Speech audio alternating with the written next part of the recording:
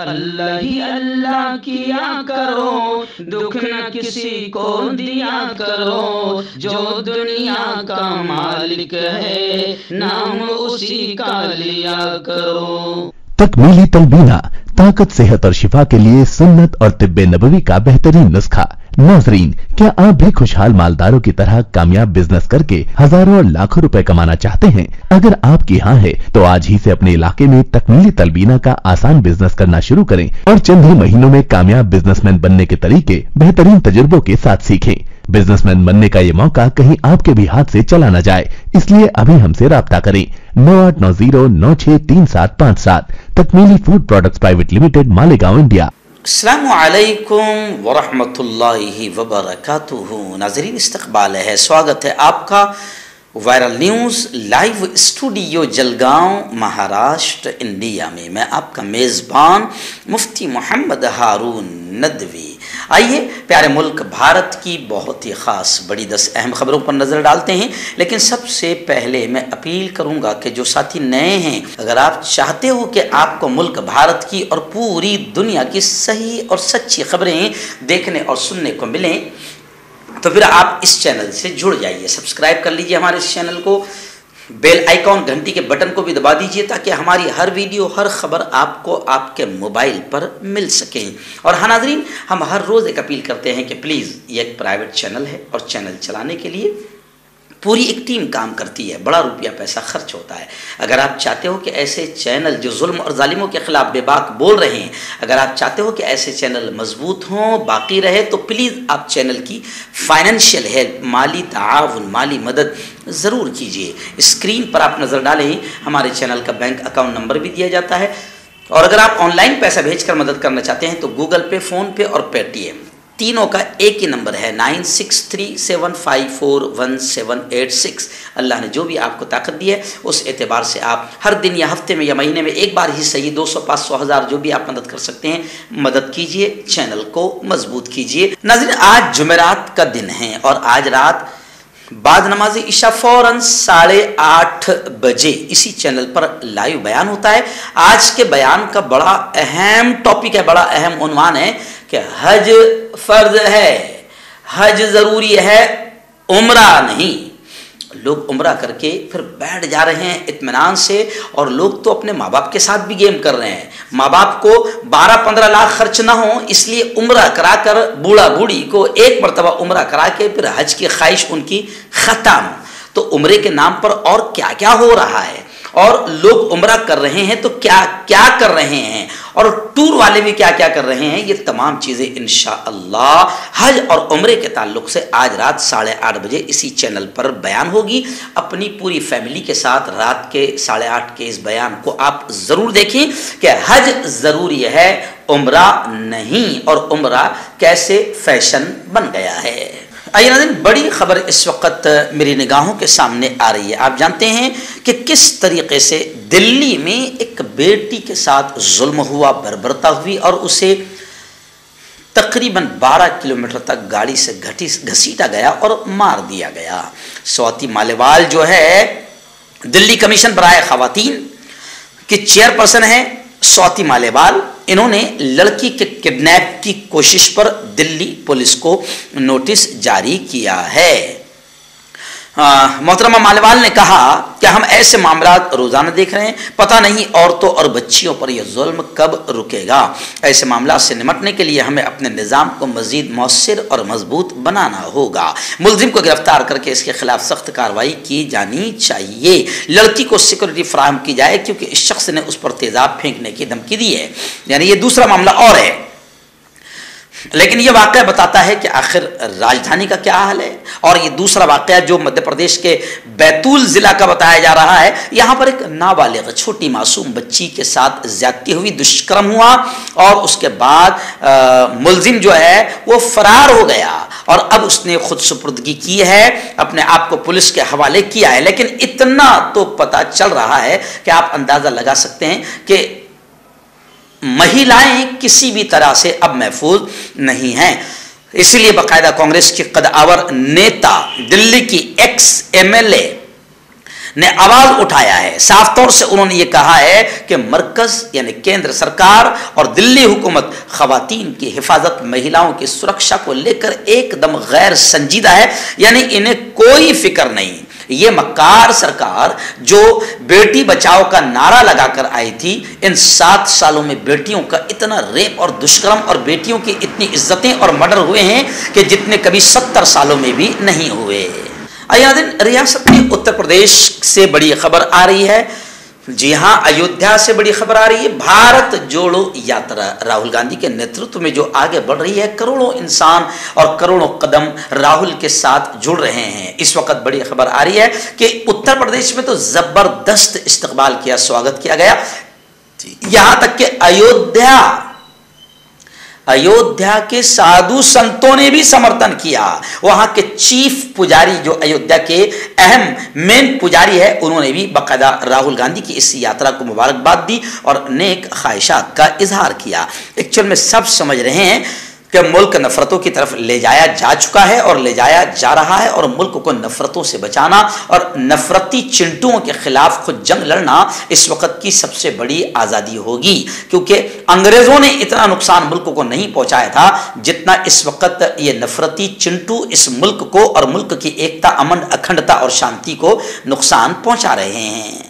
आइना दिन रियासत उत्तराखंड के हल्द्वानी, जहाँ पर यूँ समझिए कि मजलूमों को इतनी ख़तरनाक ठंड वाली सर्दी में, बर्फीले माहौल में, जहाँ यूँ समझिए कि मजलूमों पर और जुल्म का पहाड़ तोड़ा गया और वहाँ की एक बस्ती को उजाड़ने और बुलडोजर चलाने के आदेश दे दिए गए, जिसकी वजह से हज़ारों महिलाएं अपने दूध पीते मासूम बच्चों के साथ रास्तों पर रात भर बैठी हुई है और कभी कैंडल मार्च कर रही है तो कभी वो खामोश एहतजाज और आंदोलन कर रही है। लेकिन वहां से हमारे रिपोर्टर अलमास ने बताया, नैनीताल से हमारे रिपोर्टर अलमास ने बताया कि हल्द्वानी में ये जो इलाका है, ये बहुत बड़ा इलाका है, जहां पर तकरीबन 4500 घर है। इसमें से 95% मुसलमान हैं। और हल्द्वानी के ताल्लुक से ये भी बात हो रही है कि पहले हल्द्वानी उत्तर प्रदेश में आता था, तब से वहां पर कांग्रेस की विधायक जीत कर आते हैं, कांग्रेस के एमएलए जीत के आते हैं। अब हल्द्वानी को जब उत्तराखंड में डाला गया तो उस वक्त अभी उत्तराखंड में यहाँ का जो मेयर है, बताया जा रहा है कि ये बीजेपी के मेयर हैं और इनके प्रचार के लिए खुद नरेंद्र मोदी आए थे, लेकिन इसके बावजूद भी बीजेपी नहीं जीती और ये मेयर नहीं जीता और कांग्रेस का ही विधायक जीता है। तो लोगों में इस किस्म की चर्चा है कि बीजेपी इस तरीके से इस बस्ती से बदला ले रही है। मैं आपको बता दूं कि गुज़िश्ता 2 दिन पहले गोदी मीडिया के आतंकी लोग वहां पर पहुंचे थे, जिन्होंने इन लोगों को आतंकी कहा, लव जिहादी कहा और कैंडल गैंग कहा और न जाने क्या क्या कहा। तो गोदी मीडिया को किस तरीके से वहां से फिर लोगों ने भगाया और गोदी मीडिया कितना रुस्वा, जलील और बेइज्जत हुआ, वो वीडियो हमने आपको गुज़िश्ता कल दिखाई थी। आप सिर्फ 10-10 सेकंड की ये 2 वीडियो देखें कि जिसमें आप अंदाजा लगाएं कि वहां के मासूम बच्चियां, वहां की मासूम बेटियां नरेंद्र मोदी से कह रही है कि मोदी जी हमें रहने दीजिए, उजाड़िए मत। जी हाँ, हुकूमतों का काम बसाने का होता है मगर तुम उजाड़ने का काम कर रहे हो। छोटी सी बेटी की फरियाद है। मैं शाकिर भाई से कहूंगा कि इस वीडियो को थोड़ा सा बच्ची के दोनों वीडियो को थोड़ा 7-7, 10-10 सेकंड का जरूर लगा दें। हमें अपने घर में ही रहने दें, हम कहाँ जाएंगे, हमारे पास कुछ घर भी नहीं है। हम अपनी आवाज प्रधानमंत्री तक पहुँचाना चाहते हैं, हमारे घर नहीं उजाड़े ये लोग। ऐसी बड़ी खबर रियासत आसाम से आ रही है। जी हाँ, आसाम में भी बीजेपी की हुकूमत है और बीजेपी की हुकूमत जहाँ भी है ये ओरिजिनल तौर पर अल्पसंख्यक को, माइनॉरिटी को टारगेट, खासतौर से मुसलमानों को टारगेट कर रहे हैं। मुसलमानों को टारगेट करने में इनका जो अनभक्तों का, गोबर भक्तों का जो आतंकी टोला है उनको सुकून मिलता है और बीजेपी उनको सुकून पहुँचाना चाहती है। और 2024 का इलेक्शन भी सामने आ रहा है, तो आसाम में भी बीजेपी की हुकूमत है और आसाम में बाकायदा बीजेपी ने काफ़ी नुकसान पहुंचाया है मुसलमानों के मदरसों को और तालीमी एजुकेशनल इंस्टीट्यूट को, शैक्षणिक संस्थाओं को।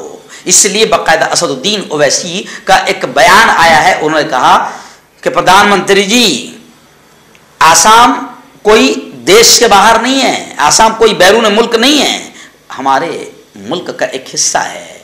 मदरसे के असातिज़ा से मुताल्लिक आसाम हुकूमत का जो घटिया रवैया है, इसको लेकर भी बाकायदा असदुद्दीन ओवैसी ने ऑब्जेक्शन जताया है। मैं आपको बताऊं कि आसाम के वज़ीर आला ने एक घटिया और नीच किस्म का आदेश जारी किया। इतवार के रोज आसाम के वज़ीर आला हेमंत बिस्वा ने कहा कि तमाम असातिज़ा जो टीचर्स हैं मदरसों के, जो रियासत के बाहर से यानी आसाम से बाहर से मदरसों में यहाँ पर पढ़ाने आए हैं, उनसे कहा जा सकता है कि वो वक्त वक्त पर करीबी पुलिस स्टेशन में हाजिर हों। तो ये है ना इंतहाई घटिया और नीच हरकत जो बीजेपी के वजीर आला कर रहे हैं। ये इक़दाम जिहादी सरगर्मियों में उलमा के मुलव्विस होने के बाद रियासत में मदारिस की सख्त जांच के दरमियान किया गया है। तो जाहिर बात है कि ये इतना घटिया आदेश है कि जिसके खिलाफ पूरे मुल्क में आवाज़ उठनी चाहिए। कांटेक्ट कीजिए डॉक्टर जावेद से, जो कि गुप्त रोग विशेषज्ञ हैं। इसके अलावा जोड़ों का दर्द, बवासीर, शुगर गारंटी से बिल्कुल ख़त्म, गैस, तेज़ाब, लिकोरिया, लीवर, किडनी, गुर्दे में पथरी। अगर आप देश विदेश में उनसे दवाई हासिल करना चाहते हैं, स्क्रीन पर दिए गए नंबर पर कांटेक्ट करें। हर्बल राइट लाया है आपके लिए मर्दाना कुव्वत का इलाज, वो भी जड़ी बूटियों द्वारा। इसके अलावा आपके जिस्म में किसी जगह पे दर्द हो, आप हमसे दवाइयाँ हासिल कर सकते हैं देश विदेश में। स्क्रीन पर दिए गए नंबर पर कॉन्टैक्ट करें। आइए नाज़रीन, इस वक्त एक बड़ी अफसोसनाक खबर हरियाणा हुकूमत को लेकर आ रही है। जी हाँ, एक बेटी है जो सेक्सुअल हरेसमेंट का शिकार हुई, जिनसी ज्यादती का शिकार हुई, खातून खिलाड़ी है। उसने हरियाणा हुकूमत पर संगीन इल्ज़ाम लगाते हुए कहा कि मुझे मुल्क छोड़ने के लिए 1 करोड़ रुपए की पेशकश की गई और मुझ पर दबाव बनाया गया। एक बैनुल अक़वामी इंटरनेशनल खिलाड़ी, खातून महिला खिलाड़ी को जिनसी तौर पर हिरासा करने के मामले में फंसे हरियाणा हुकूमत के वजीर संदीप सिंह पर मजीद संगीन इल्ज़ाम आयद हुए हैं। हरियाणा हुकूमत भी खुलकर संदीप सिंह की हिमायत में खड़ी हुई है, लेकिन उस बेटी का कहना है कि मुझको 1 करोड़ रुपए की पेशकश की गई कि तुम मुल्क छोड़ दो और काफ़ी मुझ पर दबाव और प्रेशर बनाया गया। आइए रियासत महाराष्ट्र के नांदेड़ ज़िला से एक बड़ी चौंकाने वाली खबर आ रही है। जी हाँ, लातूर के एक वकील का तेलंगाना में कत्ल किया गया और लाश को जला दिया गया। आखिर मुलजिम को नांदेड़ जिला के देगलूर से मुलजिम को गिरफ्तार किया गया। नाजायज़ ताल्लुकात के शिबा में पुणे के एक वकील को 2 रोज़ पहले तेलंगाना के एक इलाके में कत्ल करके उनकी लाश को पेट्रोल छिड़क कर जला दिया गया था। इस कत्ल केस का मुलजिम नांदेड़ जिला के देगलूर ताल्लुका के भक्तापुर का रहने वाला है और इसे पुणे पुलिस ने देगलूर नांदेड़ से गिरफ्तार किया है। वकील का नाम है एडवोकेट शिवशंकर शिंदे और कातिल जिसे गिरफ्तार किया गया है उसका नाम राजेश्वर बताया जा रहा है। मुलजिम राजेश्वर यादव भी पूना में अकाउंटेंट के तौर पर काम करता था, जबकि यादव की बीवी भी वकील है और वो एडवोकेट शिंदे के साथ वकालत की प्रैक्टिस कर रही थी। लेकिन नाजायज़ ताल्लुकात के शुबा में 31 दिसंबर को मुलजिम राजेश्वर ने एडवोकेट शिवशंकर शिंदे के दफ्तर गया और उनसे झगड़ा कर हाथापाई की और उसे टेम्पो में डालकर कैद कर दिया और टेम्पो को ले जाकर वहां उसने ये वारदात अंजाम दी। ऐसी खबरें आ रही है। आइए बड़ी खबर आ रही है रियासत महाराष्ट्र की। जी हाँ, आप जानते हैं कि फैक्ट्रियां भी, बड़ी बड़ी फैक्ट्रियां भी महाराष्ट्र से चली गई है और अब जब से शिंदे और फडणवीस सरकार आई है तो महाराष्ट्र इतना कमजोर हो गया कि कर्नाटक के कुछ गांव भी कर्नाटक कब्जे में लेने की तैयारी कर रहा है और धीरे धीरे सारी चीजें बिक रही है। तो कांग्रेस के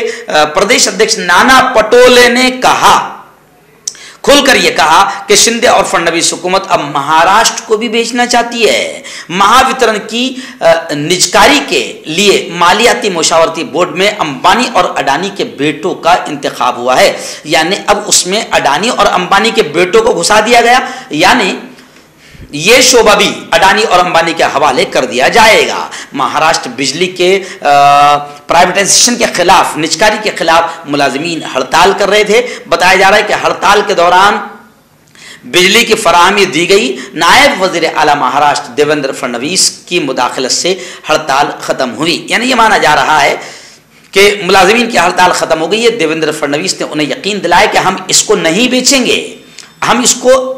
बेचेंगे, ऐसा करके उन्हें यकीन दिलाया। तो अब हड़ताल मुलाजिमीन की, महाराष्ट्र बिजली मुलाजिमीन की हड़ताल खत्म हुई है। आइए नाज़रीन, बड़ी खबर रियासत महाराष्ट्र की एक और आ रही है। जी हाँ, आप जानते हैं कि शिंदे जी ने बगावत की और फिर उसके बाद में महाविकास आघाड़ी की सरकार गिर गई। फिर शिंदे जी जो कभी नहीं सोच सकते थे वो मुख्यमंत्री बन गए, और पहले जो मुख्यमंत्री थे बीजेपी के दौर में फडणवीस उप मुख्यमंत्री बन गए। शिंदे जी को इनाम तोहफा मिल गया, मुख्यमंत्री बन गए, और अब फिर उसके बाद में उद्धव और ठाकरे और शिंदे ग्रुप में लगातार एक दूसरे के खिलाफ झड़प चल रही है। अभी खबर आ रही है कि उद्धव ठाकरे ग्रुप के जो अनिल परब है उनको जबरदस्त झटका लगा है। ईडी ने उनकी 10.20 करोड़ की जायदाद को जब्त कर लिया है। एक्चुअल में अपोजिशन का मानना है कि बीजेपी अपने मुखालिफिन और अपनी अपोजिशन को दबाने और कुचलने के लिए सीबीआई, ईडी और सरकारी इदारों का नाजायज तरीके से इस्तेमाल कर रही है। आया दिन रियासत मध्य प्रदेश के जिला सागर से एक अजीब खबर आ रही है। जी हाँ, मध्य प्रदेश में एक कत्ल के मुलजिम, कत्ल का जिन पर इल्जाम है, उनके मकान को जमींदोज कर दिया गया। मध्य प्रदेश के जिला सागर में एक शख्स के कत्ल के मामले में जिला इंतजामिया ने मुलजिम के 5 मंजिला होटल को गिरा दिया। सरकारी मालूमात के मुताबिक मकरोनिया में जगदीश यादव के घिनौने कत्ल के मुलजिम के 5 मंजिला होटल को गुज़िश्ता कल देर शाम जिला इंतजामिया ने जमींदोज कर दिया, मुनहदिम कर दिया। ये गुप्ता का होटल, ये मिश्री गुप्ता का होटल था जिसे कत्ल के बाद बीजेपी से निकाल दिया गया था। इंतजामिया ने माहिरीन की निगरानी में कंट्रोल ब्लास्टिंग के जरिए होटल को मिसमार करने का मंसूबा बनाया। इंतजामिया ने पूरी तैयारियों के साथ रात गए इसे जमींदोज कर दिया। नाज़रीन, आखिरी बड़ी खबर इस वक्त रियासत महाराष्ट्र के पुणे के महाड़ भोरुड़ पर से आ रही है। वहाँ पर एक वादी है, पहाड़ियों का हिस्सा है, वहाँ पर एक नौजवान सेल्फी ले रहा था। ये सेल्फी का भूत बड़ा खतरनाक जवानों पर आ गया है और जान से खेलते हुए ये सेल्फियाँ ले रहे हैं। तो सेल्फी लेते हुए एक नौजवान 700 फीट गहरी खाई में जा गिरा। घंटों की तलाश के बावजूद भी नाकामी हाथ आई है, अभी तक उसकी लाश नहीं मिली है। मंगल को नौजवान के खाई में गिरने की इत्तला मिली है, उसकी गाड़ी सड़क पर मिली है। नौजवान की तलाश मंगल की शाम तक जारी रही, लेकिन इसके बारे में अब तक कुछ पता नहीं चल पाया है। नाज़रीन, मैं आपको बताऊं कि आज मैं गुजरात के लिए रवाना हो जाऊंगा। आइंदा कल जुमा की नमाज में पढ़ा होगा, वहां पर मेरा बयान होगा 12:50 को। व्यारा की स्टेशन वाली मस्जिद पर मेरा बयान होगा, उसके बाद में दुआ होगी और जुमा की नमाज के बाद मैं वहाँ से रवाना हो जाऊँगा। फिर परसों मानिकपुर नवसारी के करीब, चिखली के करीब जो मानिकपुर है, वहाँ पर रात में इशा की नमाज के बाद फ़ौरन एक बहुत शानदार प्रोग्राम होगा, यानी 7 जनवरी की रात को। तो ये 2 प्रोग्राम मेरे गुजरात में होने जा रहे हैं। आसपास के लोग ज़रूर इस प्रोग्राम में शरीक रहें और मेरे लिए दुआएं भी करें कि अल्लाह ताला खूब ताकत सेहत नसीब फरमाए। ये जो व्यारा का जो प्रोग्राम है वो हमारे दोस्त है इलियास भाई राजस्थानी, जो सूरत में रहते हैं और अब व्यारा में वो अपना बंगला बना रहे हैं। तो उन्होंने इस प्रोग्राम को रखा है और वहीं पर उन्होंने दुआएं भी रखी है। जोड़ों की पुरानी से पुरानी लाइलाज तकलीफ जैसे घुटनों का दर्द, पीठ और कमर का दर्द, कंधे, गर्दन और पैरों में दर्द के लिए संधि प्लस। क्यों होता है जोड़ों में दर्द? क्यों रहती है जोड़ों में जकड़न? क्यों हो जाती है जोड़ों में सूजन? क्यों बन जाती है जोड़ों में गांठ? क्यों थम सी जाती है जिंदगी? जोड़ों की पुरानी से पुरानी लाइलाज तकलीफ जैसे घुटनों का दर्द, पीठ और कमर का दर्द, कंधे, गर्दन और पैरों में दर्द के लिए संधि प्लस एक संजीवनी बूटी की तरह है, या यूं कहे कि एक स्थायी इलाज साबित हो चुका है। लाखों लोग इसे अपना चुके हैं और दर्द पर विजय प्राप्त कर चुके हैं। जब हम नियमित रूप से संधि प्लस से मालिश करते हैं तो त्वचा इसे तुरंत ऑब्जर्व करके जोड़ों के सूक्ष्मतम अवस्था में पहुंचा देती है, जिससे जोड़ों में ब्लड का सर्कुलेशन बढ़ जाता है और जोड़ों के मांसपेशियों में मजबूती आती है। आंतरिक सूजन समाप्त हो जाती है, जिससे दर्द में आराम तो मिलता ही है, साथ ही साथ जोड़ों में नई शक्ति भी आती है। हमारे ये प्रोडक्ट ना कि किसी बाजार में मिलता है और ना ही मेडिकल शॉप पे, इसलिए इसे पाने के लिए अभी स्क्रीन के नंबरों पे कॉल करें और ऑर्डर करें।